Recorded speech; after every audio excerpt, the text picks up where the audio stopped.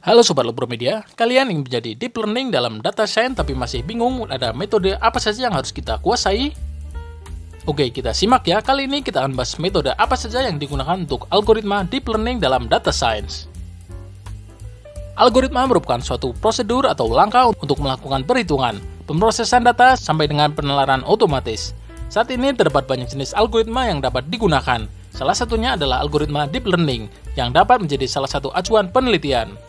Deep learning merupakan algoritma dalam machine learning.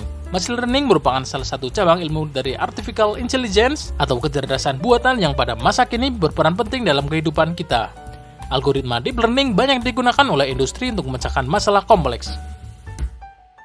Semua algoritma deep learning menggunakan berbagai jenis jaringan syaraf untuk menyelesaikan tugas tertentu. Setiap algoritma memiliki cara kerja masing-masing yang berbeda satu sama lain. Pada kesempatan ini kita akan bahas mengenai algoritma deep learning dan juga metode-metode yang termasuk dalam deep learning tersebut. Yang pertama, algoritma DNN atau Deep Neural Networks. Algoritma DNN adalah salah satu algoritma deep learning berbasis jaringan saraf yang dapat digunakan untuk pengambilan keputusan. Jenis algoritma ini merupakan struktur algoritma yang berlapis-lapis dengan model sirkuit saraf kranial manusia dan hewan yang dirancang untuk mengenali pola yang disebut dengan neural network. Berikutnya ada algoritma ANN atau Artificial Neural Network. Algoritma ANN adalah bagian yang paling ajaib dari deep learning. ANN ini mensimulasikan kerja otak kita yang tersusun dengan jaringan saraf yang disebut neuron. Sama seperti sistem otak manusia, dalam jaringan Artificial Neural Network, si mesin menerima informasi pada titik yang disebut dengan nodes, yang terkumpul pada satu layer untuk kemudian diteruskan dan diproses ke layer selanjutnya, yang disebut dengan hidden layers. Berikutnya ada algoritma CNN, yaitu Convolutional Neural Network. Algoritma CNN atau Convolutional Neural Network juga merupakan salah satu metode yang ada dalam deep learning. Metode ini dapat dikatakan telah lebih canggih jika dibandingkan dengan ANN.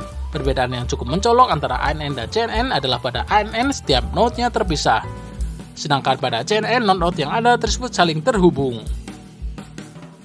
Hal ini membuat CNN menjadi lebih hemat daya dalam komputasi jika dibandingkan dengan ANN. Meskipun begitu, CNN mampu memindai bagian terkecil sekalipun dalam gambar untuk dijadikan node. Yang terakhir yaitu algoritma RNN atau Recurrent Neural Network. Adalah jenis algoritma deep learning yang memiliki koneksi yang bisa membentuk sirkus terarah. Siklus inilah yang memungkinkan output dari LSTM atau Long Short Term Memory untuk kemudian diumpankan sebagai input ke fase terbaru.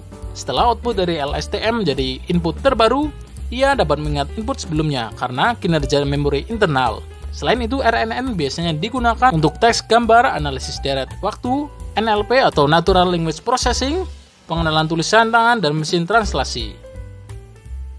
Ingin menjadi data science handal? Yuk perdalam skill machine learningmu. Skill ini wajib kamu kuasai karena data science bertugas membangun machine learning yang dapat membantu proses pengolahan data di perusahaan. Hal ini akan sangat berdampak dalam kemajuan bisnis perusahaan. Oleh karena itu, machine learning menjadi bakal penting untuk berkarir sebagai data science.